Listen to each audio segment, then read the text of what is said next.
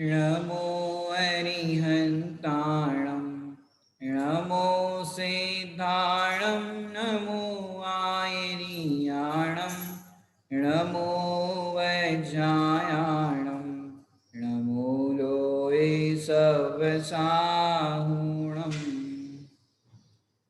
जय जय परम धर्म दातार, जय जय बंध विनाशनहार, मुक्ति दशा प्रगटावनहार, सहज करता जाननहार। ज्ञान सुधार से पियो जो कोई, अजर अमर पद पावे सोई। नित्य निरंजन परम पवित्र, स्वानुभव गोचर सहज विचित्र। शुद्धात्म चिंतवन क्या कह रहे हैं यहाँ पर? जय जय परम धर्म दातार, कि ऐसे मुनि भगवंतों की जय जय। परम धर्म दातार के, धर्म के दातार है और बंध के नाश करने वाले हैं और मुक्ति दशा को प्रगटाने वाले हैं। ऐसे दिगंबर मुनिराजों की अपन 22 परिचय जय के माध्यम से चर्चा कर रहे हैं, जिसमें अपनी रोग परिचय पर चर्चा चल रही है। और वो दिगंबर मुनिराज कैसे है? सहज अकर्ता जाननहार, कि जो अपने को अकर्ता रूप अनुभव करते हैं, अपने को जाननहार रूप अनुभव करते हैं। और फिर कह रहे हैं ज्ञान सुधार से पियो जो कोई, कि ऐसे ज्ञान रूपी अमृत को पीने वाले जो कोई भी है, सचमुच वो ज्ञान सुधार से पियो जो कोई, माने वो अजर अमर पद को पाते हैं और वो नित्य निरंजन परम पवित्र है और सचमुच स्वानुभव गोचर की आत्मा की अनुभूति करने वाले, सहज ही कैसे है कि सहज ही अपने आत्म स्वरूप में रमण करने वाले, विचित्र माने विशेष प्रकार से उनका चित्र क्या बताए। एक तो दुनिया में कहते हैं विचित्र माने अलग तरह के स्वभाव वाले, ऐसे यहाँ पर भी दुनिया और संसार से अलग तरह के स्वभाव वाले हैं, ऐसे दिगंबर मुनिराज होते हैं। उनका अपन ने ये मंगलाचरण के रूप में ये उसका अपन ने स्मरण किया। अपनी 22 परिचय जय पर चर्चा चल रही थी, उस प्रसंग के अंदर पंडित नवल शाह जी द्वारा रचित बहुत ही सुंदर रोग परिचय जय का वर्णन है, उसको अपन देखते हैं। बात पीत कफ और शोणित, चार ये जब तन बढ़े, रोग शोक अनेक इह विधि, जीव कायरता चढ़े। सहे वेदन व्याधि दारुण, चाह नहीं उपचार की। आत्म थीर देह विरक्त, जैन मुद्रा धार की। जैन मुद्रा धार की। दिगंबर जैन मुद्रा कहो। यदि किसी को पहचानना हो कि भाई कौन कौन से धर्म वाले हैं, तो मुद्रा से पहचान होती। मैंने देखो कहीं पर भी किसी देश में जाते हैं, तो उस देश के अंदर कुछ भी करना हो, कुछ खरीदना हो, बेचना हो, तो वहां की एक मुद्रा होती, उस मुद्रा के माध्यम से व्यापार चलता है। ऐसे इस जैन धर्म के अंदर भी कौन सी मुद्रा है?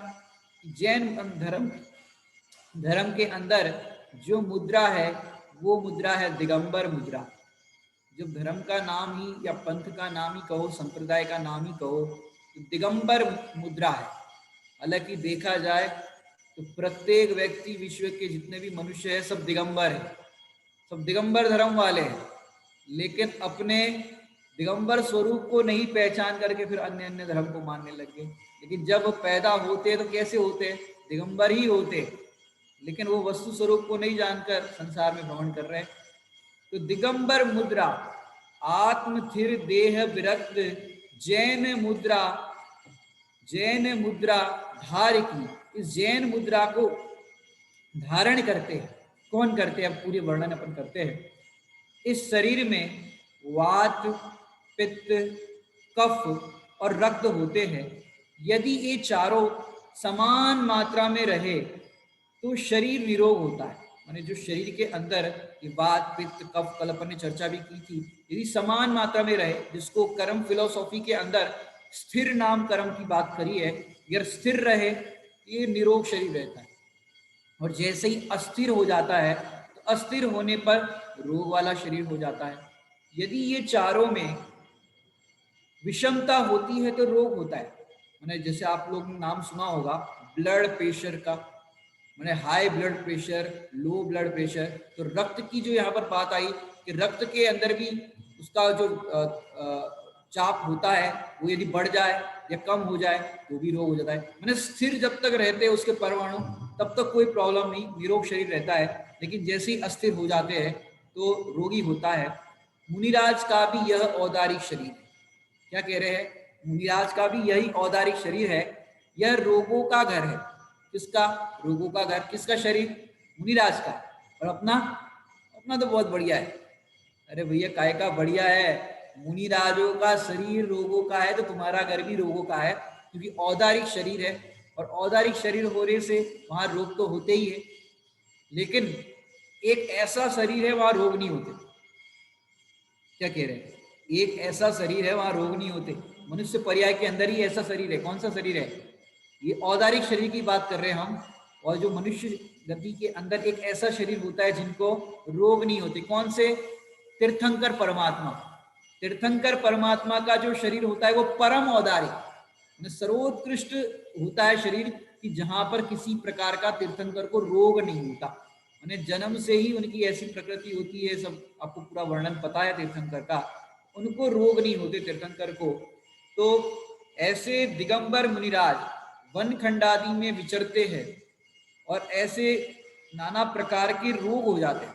वात, पित्त, कफ और शोणित, शोणित के अंदर माने रक्त, चार ये जब तन बढ़े, कि तन के अंदर, शरीर के अंदर ये रोग उत्पन्न होते हैं। रोग शोक अनेक ई विधि, माने ऐसे टाइम पे तो सामान्य लोग हो वो कायर हो जाए, रोग के काल में शोक करे, दुखी होवे, आकुलित होवे, अरे भैया सहन नहीं होती, बहुत कष्ट है, बहुत कष्ट है, वेदना सहन नहीं होती, ऐसे चीखे चिल्लाए, नाना प्रकार की चेष्टाएं करे। लेकिन दिगंबर मुनिराज ऐसे रोग बढ़ने पर भी कायरता की ओर नहीं बढ़ते, कायरता की ओर नहीं चढ़ते। सहे वेदन व्याधि दारुण, ऐसे दारुण वेदना को वो जीतते हैं। और उस समय जीतते कैसे हैं, चाह नहीं उपचार की, उपचार की चाह नहीं करते कि कोई दवाई दे दो, दवाई दे दो मतलब औषधि दे दो, आहार में कोई करा दो, कोई किस तरह से कर दो, लेकिन ऐसी चाह भी उत्पन्न नहीं होती। इसका नाम है रोग परिचय जय। आत्म स्थिर देह विरक्त, आत्मा में स्थिर होते हैं और देह से विरक्त अनुभव करते हैं। सचमुच जैन मुद्राधार की ये जैन मुनि ही हो सकते हैं, और कोई ऐसे मुनिराज नहीं हो सकते। मैंने दिगंबर मुनिराज वन खंडादि में विचरते हैं, रोग हो जाता है, कोई सा भी रोग कह लो आप, तो रोग के नाम पर कोई सा भी रोग हो जाता है। वात का दर्द, जो पहला शब्द लिखे ना वात, वात का दर्द पता है आपको कैसा होता है, वात मतलब क्या होता है, जिसको लोग वात कह देते हैं, वात कह देते हैं, माने ऐसा दर्द करता है, हाथ पैर ऐसे दर्द करते हैं, जहां भी वो वात का दर्द होता है भयंकर दर्द होता है, ना बैठ सकते हैं, ना उठ सकते, ना आपको चैन नहीं पड़ता, इसको कहते हैं वात का दर्द, जो हड्डियों के अंदर हो जाता है। अब सोचो वात का दर्द होता है, हाथ पैरों में दर्द होता है।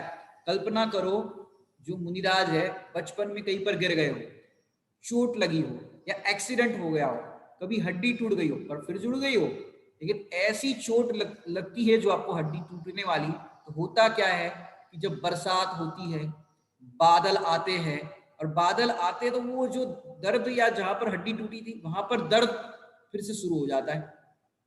उस जाति, क्योंकि जोड़ों जोड़ों का दर्द है ना, तो वो जोड़ भले ही जुड़ गया हो, लेकिन टूटा हुआ हड्डी जुड़ने पर भी बादल आने पर, बरसात आने पर वात का दर्द शुरू हो जाता है।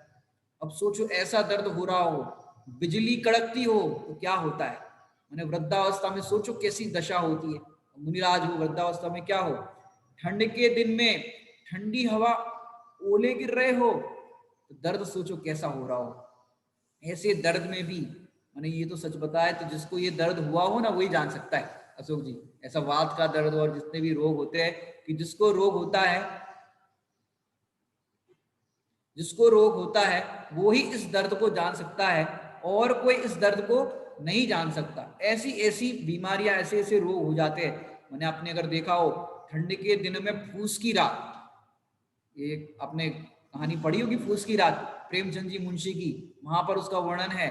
अब इतनी सारी माने ठंड पड़ रही हो इतनी ज्यादा, और उसमें ओले पड़ रहे हो, शरीर अकड़ रहा हो और रोग भी हो, कौन से रोग का वर्णन करें। मैंने ऐसे नाना प्रकार की पीड़ा हो रही हो, ऐसे काल में भी मुनिराज उपचार की चाह नहीं करते कि किसी प्रकार से थोड़ा सा गर्माहट हो जाए, कहीं गुफा मिल जाए, कोई ऐसी जगह मिल जाए कि जहां पर मैं सुरक्षित हूँ, थोड़ा सा मुझे गर्माहट मिल जाए। ऐसी चाह भी नहीं करते कि कोई कंबल उड़ा दे, हम तो नहीं उड़ रहे, कोई उड़ा दे, ऐसी भी चाह नहीं होती। तो ऐसे मुनिराज रोग परिचय जयी होते हैं। ये अपने पंडित नवल शाह जी द्वारा रचित जो वर्धमान पुराण के अंदर ये वर्णन आता है, ये अपन ने पढ़ा। अब अपन कविवर भूदर दास जी क्या कहते हैं इस बारे में, ये अपन देखते हैं। वात पीत कफ शोणित चारों, ये जब घटे बढ़े तन माही, रोग शोक जब उपजत जगत जीव, कायर हो जा। मैंने यहाँ पर कह रहे हैं रोग शोक, एक लाइन अपन भूल गए, फिर से पढ़ते इस छंद को।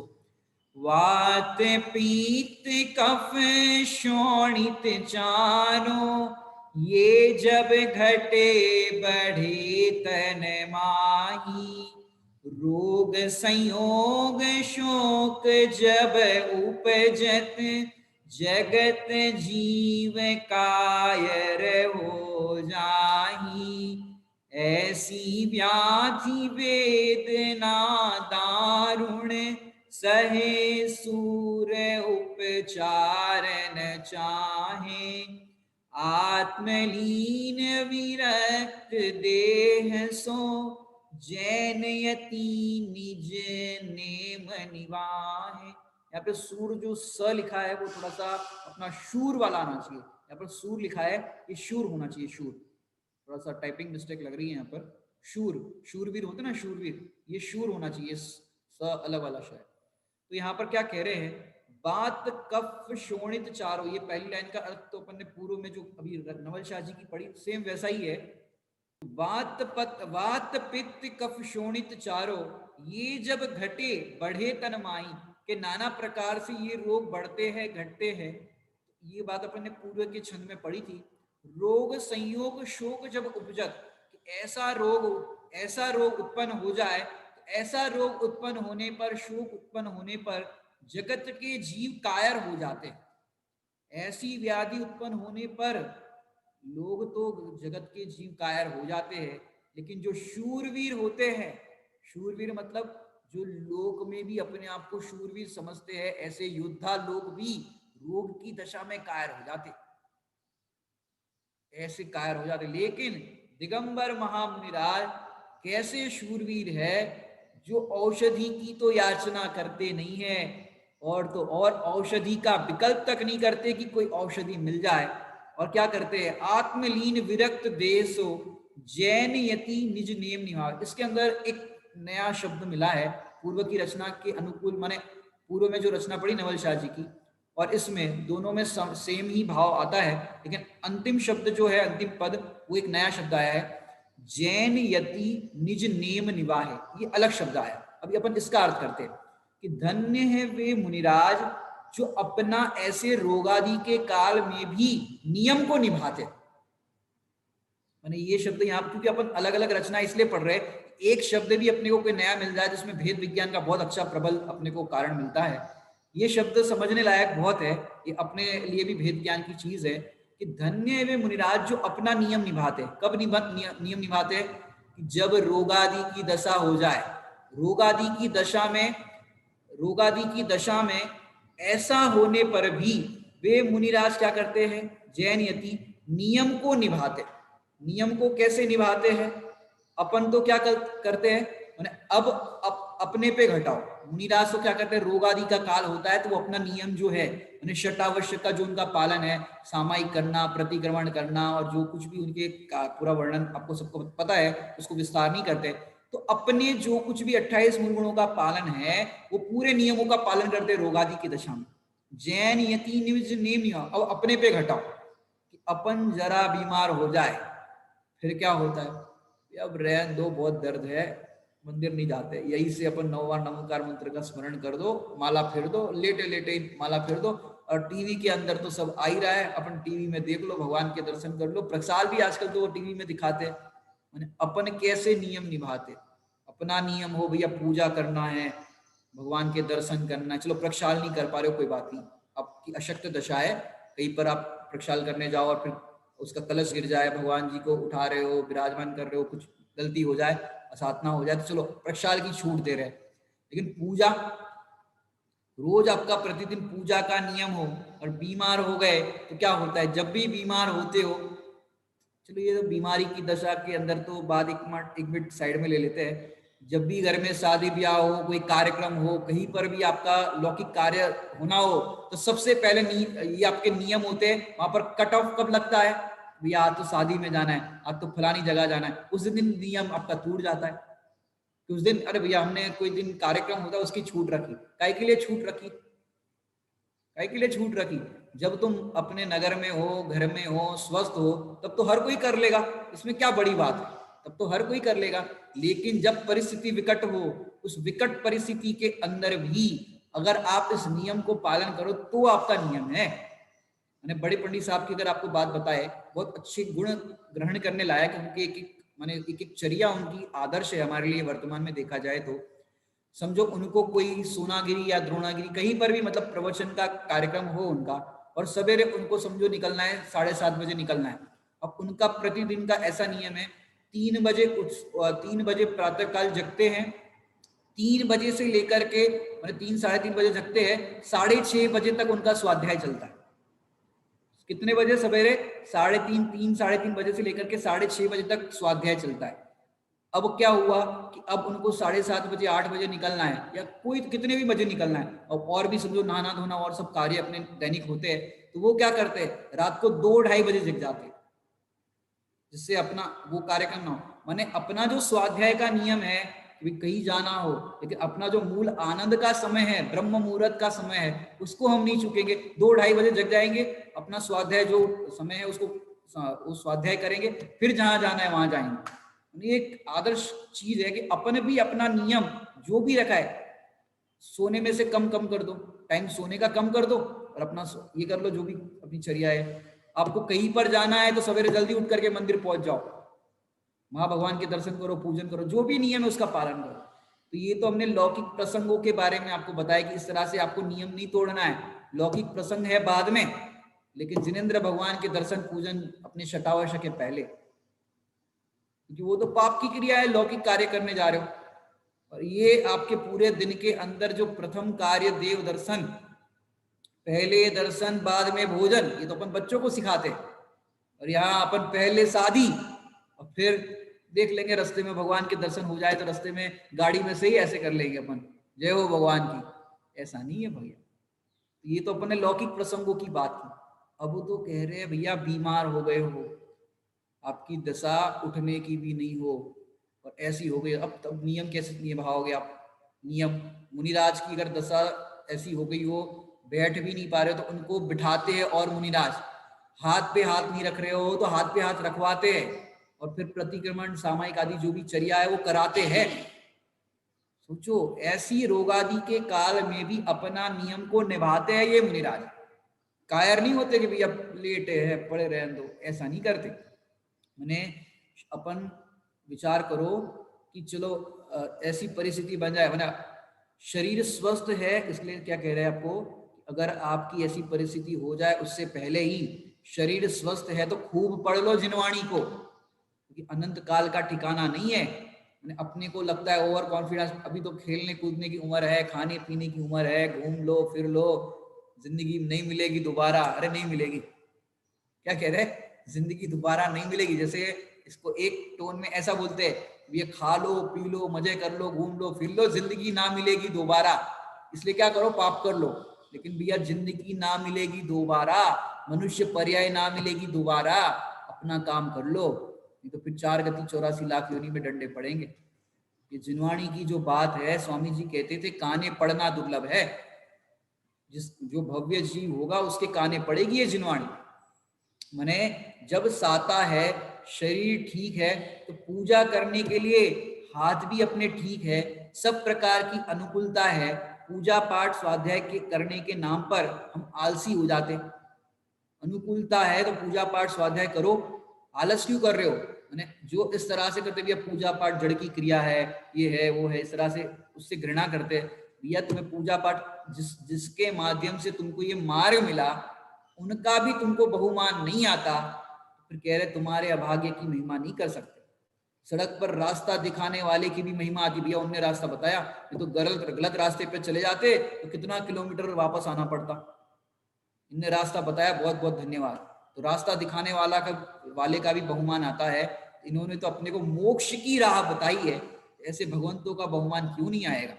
और जो कहते पूजा जड़ की क्रिया है, कहते थे भैया जड़ की क्रिया लग रही है ना, पहले तुमको शादी ब्याह के कार्य और जो और सब कार्य करते हो ना, भोग सामग्री के कार्य करते हो, वो तुम्हें जड़ की क्रिया लगनी चाहिए। वहां तो तुम खूब खा रहे हो पी रहे हो, ये बना देना वो बना देना, घूम रहे हो फिर रहे हो, एसी चाहिए, स्वाध्याय करने बैठे तो एसी चाहिए, ये चाहिए वो चाहिए, वो जड़ की क्रिया नहीं लगती। और भगवान की पूजा करना ये जड़ की क्रिया लगती। या पहले अशुभ कार्य को जड़ की क्रिया करो, और शुभ कार्य को भी जड़ की क्रिया नहीं कहते। क्रिया होती है ज्ञानी को चौकस, लेकिन वो अपनी क्रिया नहीं मानता, मान्यता के अंदर फेर होता है, बाकी क्रिया तो उसकी चौकस होती है। शतावश्यक का पालन एकदम पूरा प्रॉपर करते हैं ज्ञानी। मैंने क्या बताया आपको, ऐसी सोच रखने वाले सचमुच निगोद जाए, इनको कोई शरण ही ना मिले। क्यों? कि जिसने अपने को गोद दी, जिसने अपने को शरण दी, भगवंतों ने शरण दी, पंच परमेश्वरी भगवान ने शरण दी, अब उनको ही कह रहे हो। जैसे जिस माँ ने गोद में खिलाया, उस माँ को कह दो तुम हमारी माँ नहीं हो, तुम तो उद्गल हो, तुम तो ये हो। इस तरह से यदि कोई कह दो माँ को, कैसा कष्ट होगा। ऐसे तुम कहो भैया जिनेंद्र भगवान है, वो तो कुछ नहीं है, वो तो पुद्गल है। भैया पुद्गल है, अजीब है, ये सब बात बराबर है। किस अपेक्षा से? जब अपना कार्य करना है तो अपने आत्मानुभव के लिए वे परद्रव्य है, उनसे काम नहीं होगा, उनके आश्रय से कार्य नहीं होगा। लेकिन जब तक देखो, बाबू भाई जी जो हुए अपने, धर्म रत्न बाबू भाई जी जो अपन कहते हैं, वे कहते थे कि भैया जब तक आंखें खुली है, उपयोग बाहर है, तब तक पंच परमेष्टि का स्मरण करना, और दृष्टि अंतर सन्मुख हो रही है तब भूल जाना, तब तो अपने गायक को स्मरण करना। तो ये बात है, मैंने इसको बराबर समझना। मैंने देखो, दुरुपयोग करोगे इस मनुष्य पर्याय का तो निगोद जाओगे, और सदुपयोग नहीं करोगे तो भी जाओगे। क्या कह रहे हैं? थोड़ा सा शब्दों का फेर है। दुरुपयोग करोगे मनुष्य पर्याय का, जैन कुल के पाने का, तो निगोद जाओगे, और सदुपयोग नहीं करोगे तो भी जाओगे। ये क्या बात हो गई, सदुपयोग नहीं करोगे? भैया हम तो कर रहे हैं। सदुपयोग का मतलब क्या होता है? भैया हम तो पूजा पाठ कर रहे हैं, स्वाध्याय कर रहे हैं, दान दया दान व्रत सब कर रहे हैं, सब कार्य कर रहे हैं। सदुपयोग का अर्थ क्या होता है? जैसे आपको सड़क बनती है ना, सड़क रोड बनते हैं। अब सरकार, आप समझो नेता बन गए, सरकार ने आपको 5 करोड़ रुपए दिए निर्माण के लिए। अब आपको 1 साल के लिए 5 करोड़ रुपए दिए। यदि आप 5 करोड़ के प्रोजेक्ट के लिए आपको पैसे मिले, यदि आप सड़क नहीं बनाओ और कोई निर्माण नहीं करो, तो क्या होगा कि नहीं भैया हम निर्माण के लिए पैसे लगाए, और दूसरे लोग होते, कर्मचारी होते, सब पैसा यहाँ का वहां कर लेते हैं, बहुत रिश्वतखोरी चलती है, हम नहीं कर रहे, हमें ऐसा रिश्वत का काम नहीं करना है। तो आप उसका सदुपयोग माने दुरुपयोग नहीं कर रहे हो पैसे का, कि यहाँ वहां रिश्वतखोरी हो रही है तो दुरुपयोग नहीं कर रहे हो, तो आपने दुरुपयोग नहीं किया। अब 5 करोड़ जो के त्यों बने रहे 1 साल तक, अब क्या होगा? सरकार क्या कहेगी कि भैया क्या हुआ, कितना क्या हुआ, प्रोजेक्ट क्या किया, विकास नहीं किया, वापस लाओ 5 करोड़ वापस, हिसाब किताब बताओ 5 करोड़ वापस।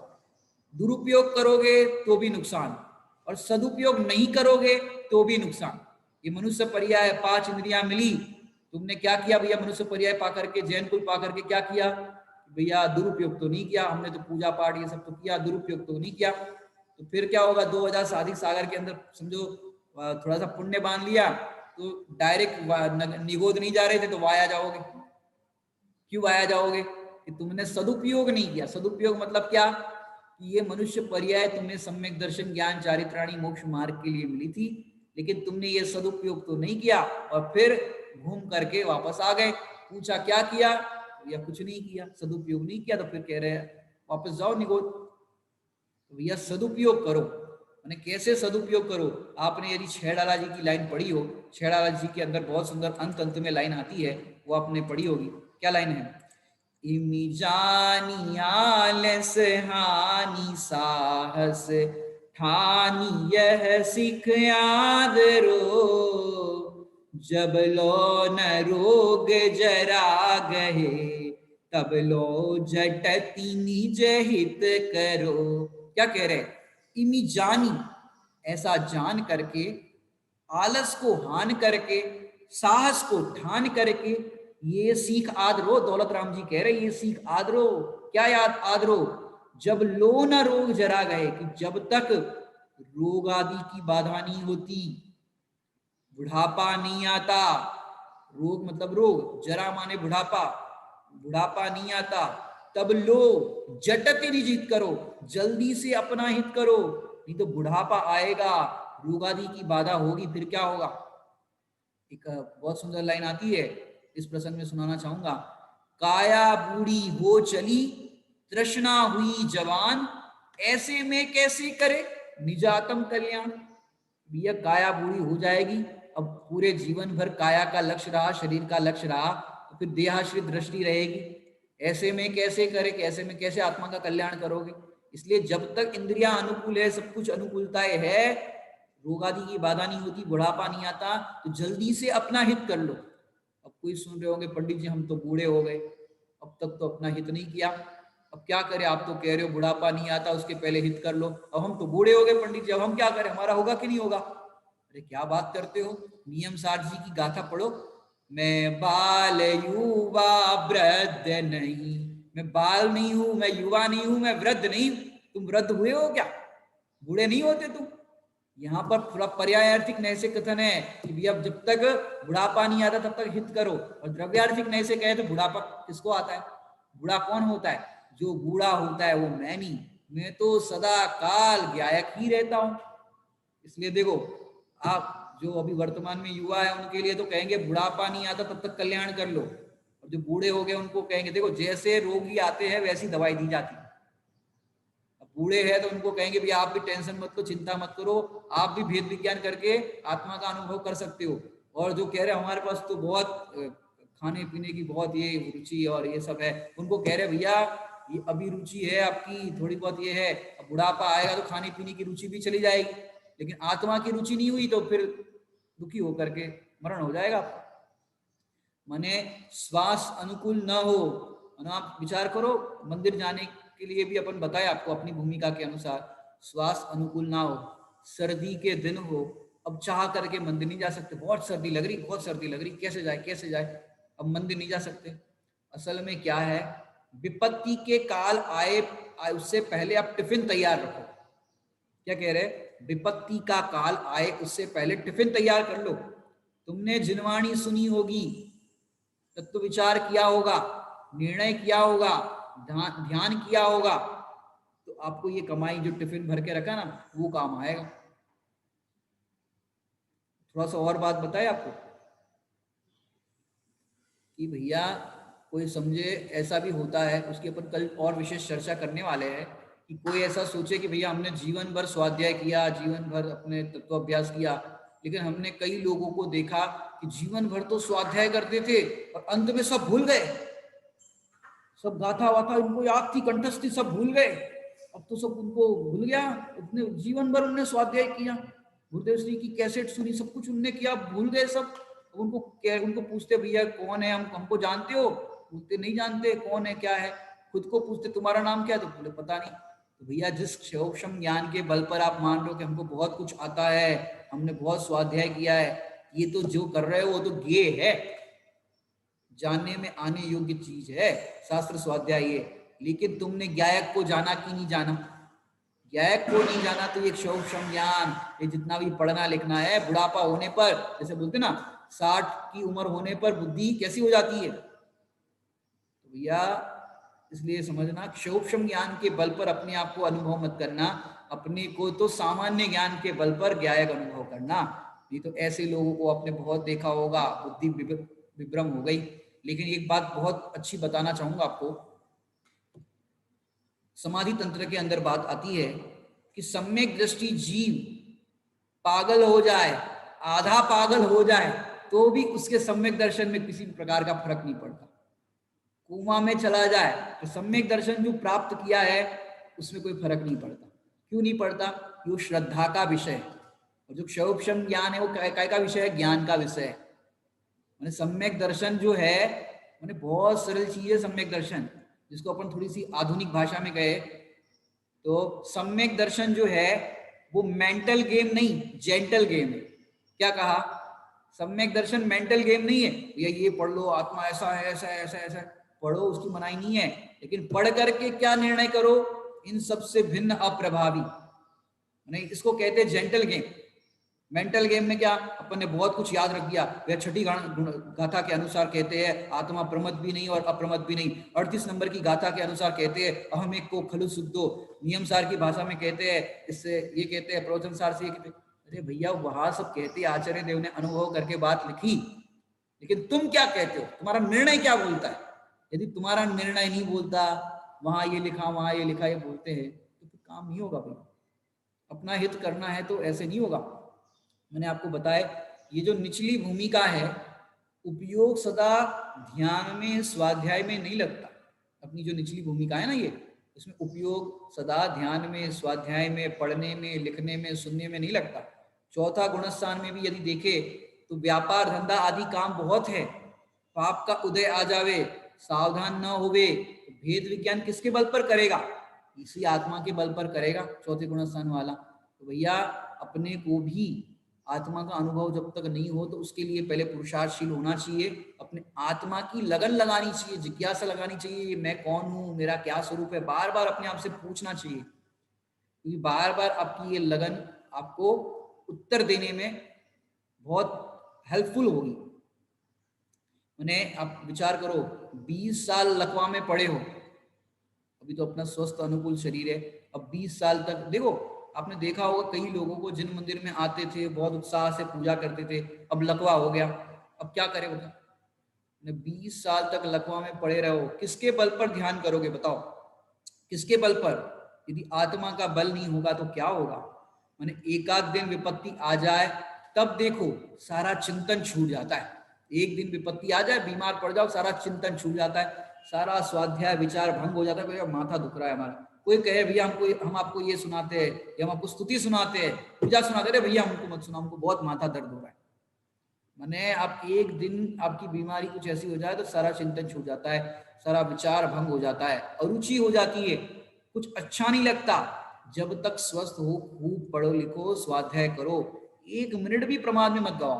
मैंने खोटी गति बन गई तो जाना ही पड़ेगा। क्या कह रहे? खोटी गति यदि बन गई तो जाना ही पड़ेगा, ये डरा नहीं रहे, सावधान कर रहे। मैंने क्या बात चल रही है? दिगंबर मुनिराज की बात, पित्त कफ बढ़ गया होवे, बुखार चढ़ रहा हो, फिर भी अपने शटावश्य को नहीं छोड़ते।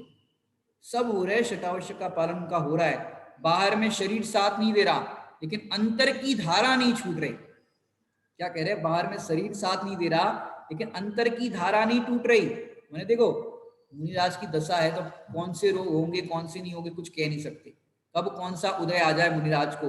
जैसे ब्लड प्रेशर बढ़ जाए, आजकल की भाषा में कहे तो अपेंडिक्स हो जाए। अपेंडिक्स का दर्द कैसा होता है पता है आपको? अपेंडिक्स माने पथरी बोलते हैं ना, अपेंडिक्स माने कोई ऐसा रोग होता है, मैंने पेट में बहुत दर्द होता है। अब पेट में दर्द होता है अपेंडिक्स के रोग में, अब ऐसा हो जाए, बताओ क्या होगा? ऐसे में कैसा दर्द हो? अब मुनि अवस्था, पाप का उदय हो। अब सोचो संग्रहिणी नाम का रोग हो जाए, पाइल्स का रोग हो जाए, नाना प्रकार के रोग है, अब ऐसे ऐसे रोग हो जाए। मैंने आप याद करो सानत कुमार चक्रवर्ती, जिनका शरीर कितना सुंदर था, उसको देखने के लिए, रूप को देखने के लिए देव भी आए थे, लेकिन देखो दिगंबर मुनिराज की अवस्था धारण करते ही क्या हो गया। यहाँ पे आपको चित्र दिख रहा होगा, देखो कैसा हो गया। 700 वर्ष तक कोढ़, पूरे शरीर के अंदर शरीर गल रहा है, पीप निकल रहा है। अब ऐसे सोचो कैसी दशा होगी। मैंने दिगंबर मुनिराजों की कैसी दशा, मैंने देखो कई मुनिराज तो ऐसे आहार की चर्या योग्य नहीं हो पाती, उनको सूखा सूखा ही भोजन में आहार में मिल गया। जैसे गर्मी के दिन पड़ रहे थे, दाल बाटी बाफला और इस तरह की सूखी सूखी चीज मिल गई। अब गर्मी के दिन, अब गला भी सूखे गर्मी के दिनों में, अब उनको चिकनाई वाला कोई पदार्थ नहीं दिया, दूध नहीं मिल पाया, घी नहीं मिल पाया, अब मल सूख गया। अब मल सूख जाने से उनको मलादि की भी बाधा हो गई। तो ऐसे नाना प्रकार की विपत्तियां होने लगी। ऐसे में मुनिराज कैसे भेद विज्ञान करते हैं। अब बताओ, मुनि होना सरल है कि कठिन है। देखो ऐसा सनत कुमार चक्रवर्ती को देखो, ऐसे पूरे शरीर में दाने दाने दाने दाने हो गए, मैंने जो अपने को कहते हैं ना चिकन पॉक्स बोलते हैं इंग्लिश के अंदर, वैसे पूरे शरीर के अंदर ऐसे ऐसे हो जाए, बताओ क्या दशा होगी। मक्खियां भिन भिना रही हो, ऐसे में उड़ाने तक का भाव नहीं आता।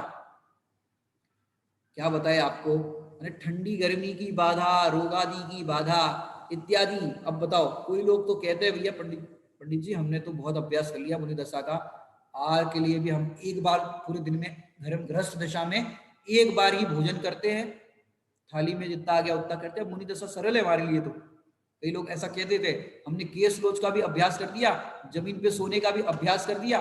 मैंने पूछा दृष्टांत दे दो, मैंने पूछा हार्ट अटैक का अभ्यास किया, हार्ट अटैक का दर्द होगा तो फलाना होगा, तो ये हो गया तो वो हो गया, तो पंडित जी वो नहीं किया है।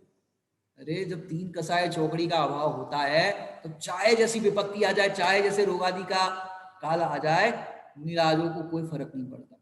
तो बहिरंग अभ्यास की जरूरत नहीं है, अंतरंग पुरुषार्थ की जरूरत है। जब अंतरंग में कसायों का अभाव होगा, ये सब रोगादि की बाधा को सहज जीत लेंगे। माने यहाँ तो ये बात चल रही कि ऐसे सानत कुमार चक्रवर्ती मुनिराज को देखो कि ऐसे पीप निकल रहे हो, कोढ़ हो गया हो ऐसा, ऐसे में उपचार की भी चाह नहीं करते। कोई आके पैर दर्द कर रहे हो तो कोई आके पैर दबा देवे, यहाँ पर कोई कुछ अपन बोलते ना ड्रेसिंग कर दे, तो पीप निकल रहा हो तो कोई श्रावक आकर के कपड़े से हटा करके ये कर दे, ऐसा ऐसा भी विकल्प नहीं आता। माने और तो छोड़ो, हॉस्पिटल औषधालय की बात तो छोड़ो, उनको पता है कि भाई ये रोग हुआ है, इसमें नमक का पानी पीने से रोग दूर हो जाता है, काली मिर्च का पानी काढ़ा पीने से दूर हो जाता है। अब कोई आहार में दे दे ये भी विकल्प नहीं आता, इतना सा नमक का पानी काली मिर्च का पानी कोई दे दे ये भी विकल्प नहीं आता। तो औषधि की तो बात ही छोड़ो। मैंने रोग परिचय की भी मुनिराज जानते हैं, रोग परिचय की जो विजय है वो 12वें से 14वें गुणस्थान तक होती है। कब होती है?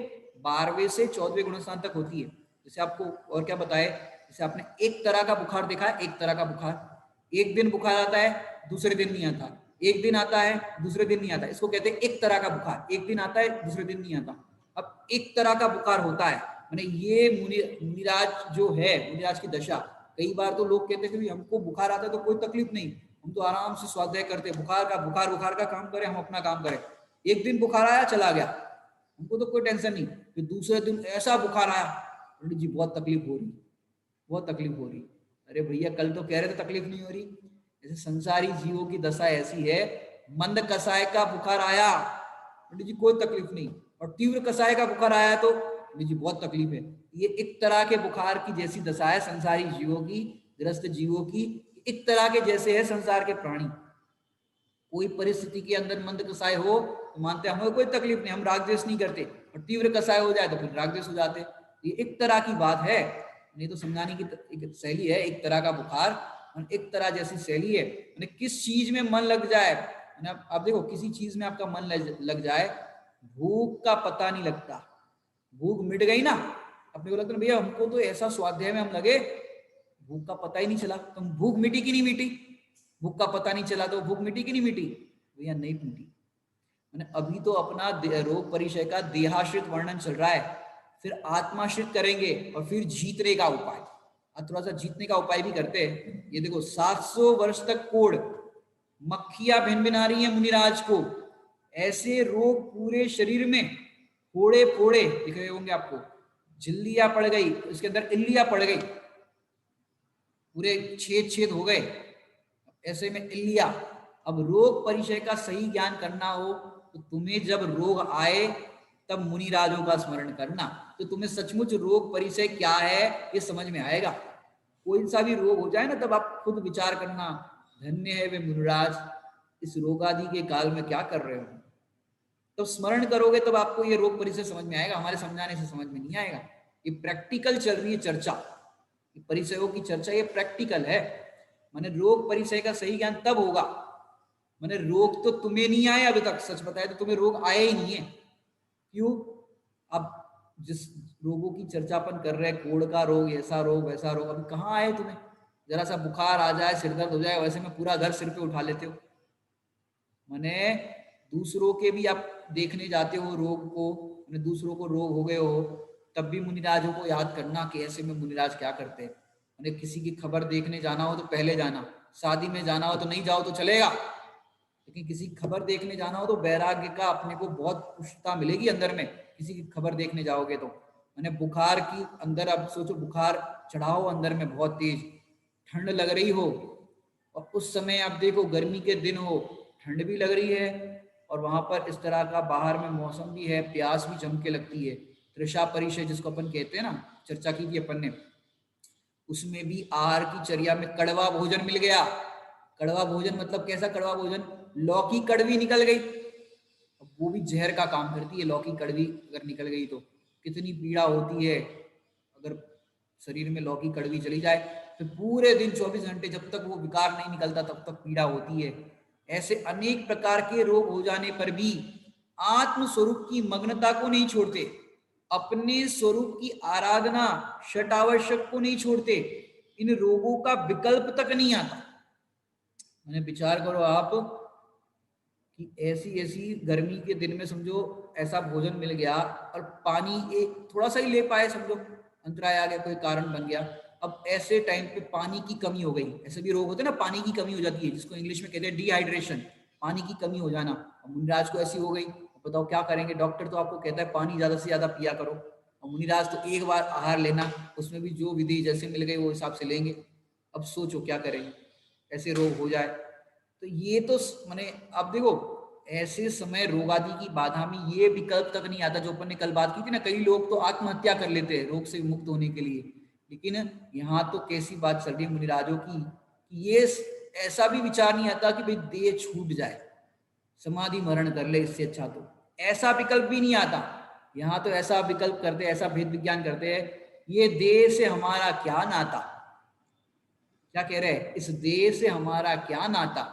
समझो दीक्षा लेते ही बीमारी तो, एक कहा जाता है ना भाई, दीक्षा लेते ही भाई सिर मुंडवाते ही ओले पड़ गए, मैंने पहले तो ग्रस्त दशा में सब बढ़िया था, अब सोचो दीक्षा ले ली और वैसे ही उनको रोग हो गया, नेक्स्ट डे ही रोग हो गया कोई, जैसे सनत कुमार चक्रवर्ती को देखो दीक्षा का काल आया और वैसा हो गया।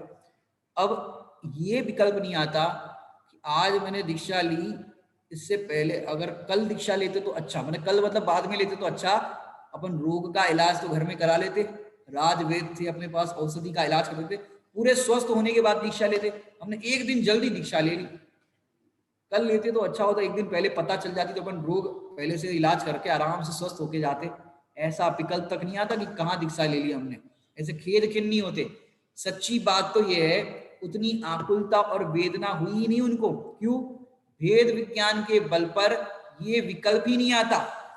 और तो और देखो ऐसे मुनिराज को सनत कुमार चक्रवर्ती, मुनिराज चक्रवर्ती अब कहने में आ जाता है, सनत कुमार मुनिराज को इल्लिया पड़ रही हो, ऐसे पीप के अंदर, शरीर के अंदर कोड़ हो गया इल्लिया, अब वो इल्ली अंदर जा रही है या अंदर से बाहर आने की कोशिश कर रही है, खड्डे हो गए पूरे शरीर में, इल्ली बाहर आने की कोशिश कर रही है, वापस अंदर जा रही, बाहर आने की कोशिश करे वापस अंदर जा रही। तो मुनिराज को इल्ली को बाहर निकलने का भी विकल्प नहीं आता। अपन तो प्रसन्न हो रहे हो, अरे अच्छा है निकल जा निकल जा, अपने को शांति हो जाए, लेकिन मुनिराज को ये विकल्प तक नहीं आता इस वेदना के कारण में। मैंने आप ऐसे कोड़ में भी आप देखो, ऐसे वादिराज मुनिराज को भी कोड़ हो गया था, वो वादिराज मुनिराज औषधि रिद्धि थी उनके पास, एक बार विकल्प करे तो वो रिद्धि से वो रोग दूर हो जाए। सानत कुमार चक्रवर्ती के अब गृहस्थ दशा में देखो कितना सुंदर रूप, और देवों ने सोचा ये दीक्षा तो इन्होंने ले ली है, अपन परीक्षा करते हैं। मैंने चर्चा ये चल रही थी उनकी कि ऐसा कोई पृथ्वी तल पर महापुरुष है, तपस्वी है कि जो देह से भिन्न अनुभव कर रहा है नाना प्रकार के रोग आदि के काल में, तो फिर पता चला भी सानत कुमार मुनिराज है कि जो पापोदय के कारण भयंकर कुष्ठ रोग उत्पन्न हुआ है। तो एक देव ने कहा कि मुझे उनके धैर्य की परीक्षा करनी है। तो फिर कहा ठीक है करो। अब एक देव ने एक रूप धारण किया वैद्य जी का, और फिर वो वैद्य का वेश धारण करके मुनिराज जहां पर ध्यान कर रहे थे या जहां भी थे, वो उनके आजू बाजू ऐसे चक्कर लगाता था, पेड़ के आजू बाजू समझो चक्कर लगा रहा है।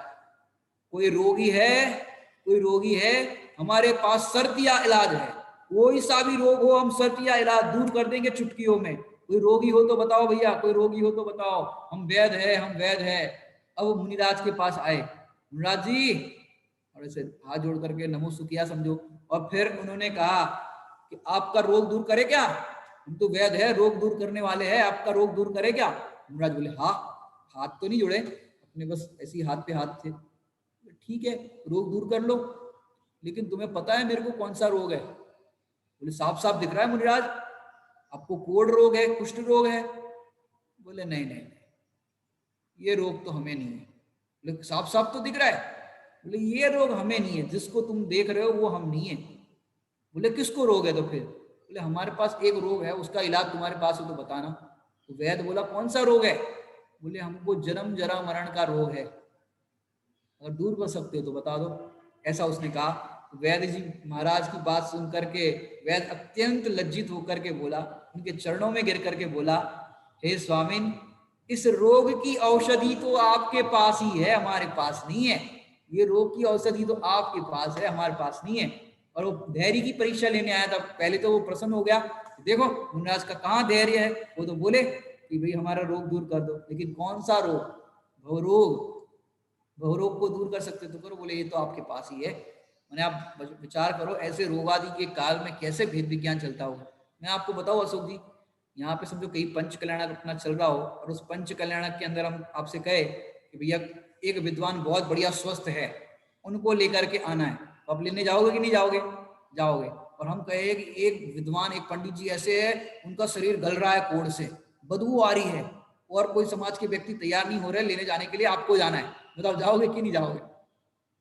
नहीं जाएंगे, पंडित जी बहुत बदबू आ रही है, आप कह रहे हो बहुत कोढ़ का रोग है, कुष्ठ का रोग है।